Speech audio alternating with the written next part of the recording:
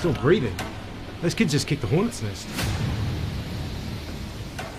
You ran. But you ran home.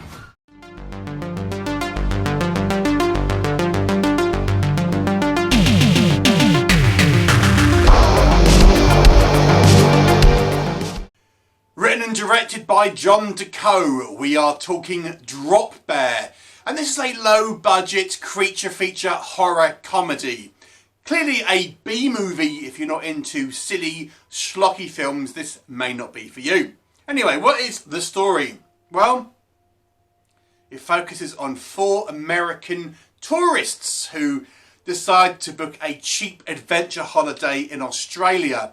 They hire a couple of locals to take them to the out in the bush and hopefully see some drop bears. And in case you were unaware, drop bears are a kind of prank that Australians often tell tourists, basically kind of making out that koalas have a offshoot where you have this kind of dangerous variety of koalas called drop bears that jump out of the trees and attack you. However, when they're out in the bush, they discover the drop bears may well be real, and they are led by a kind of giant drop bear, possibly the result of genetic meddling. What will happen? You'll have to watch the movie and find out. So let's talk about it, what works. If you like a silly creature feature, this may well be for you. It's obviously got its tongue firmly in cheek, and you know, it has this kind of jokey, silly tone, almost a trauma style movie in some ways, or at least that's how it is seemingly to come across. Now let's talk about the actual drop bears themselves. We actually have a couple of ways they're actually depicted. So our main king sort of drop bear is basically a guy in a suit, and he's kind of more evolved, he's intelligent, he can actually speak. And, you know, I've got to say, I think the actual, the face of this kind of creature, for a low-budget movie, I kind of liked it. I thought it looked quite good. And some of the kind of shots of the kind of standard drop bears, if you like, where they're just kind of running through, they're kind of CGI. And there's certain shots I think look pretty good. You know, where they're out in the trees, which is a little darker, these kind of low-budget kind of CGIs. I mean, no one's really expecting high quality VFX, I would wager, but you know, nonetheless, I think there are instances where the CGI looks, you know, looks okay. And then they also use a couple of puppets here and there, and they're kind of looking deliberately kind of dorky, which is kind of it's fun in a schlocky way. Our characters, you know, ultimately are a mixed bag. I quite like the character of Liam, and he is this kind of douchey guy, I guess you want to say, but he was kind of like a character I actually thought had the most sort of personality. And our 2 like Aussie guides, they obviously play for laughs, but they were kind of quite fun.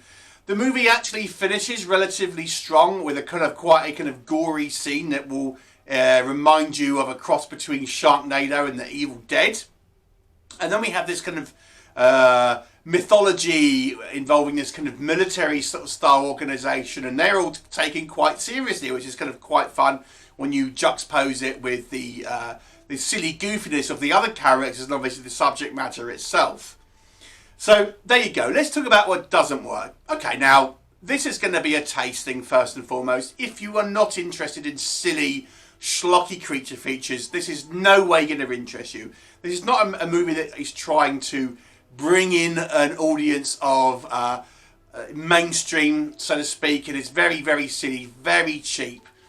The effects, you know, they look really hokey. I mean, our main koala, I quite liked his face, or main drop bear, I should say. But it's just a guy in like a fursuit, and there's plenty of times where you'll see like the seams in the suit and the kind of the folds in the kind of the fabric and things like that. Outside of the face, the suit looks pretty crap. Our CGI koalas, our regular ones, I mean, there's scenes where they look quite cool. They could have looked quite fun with the glowing red eyes and all that.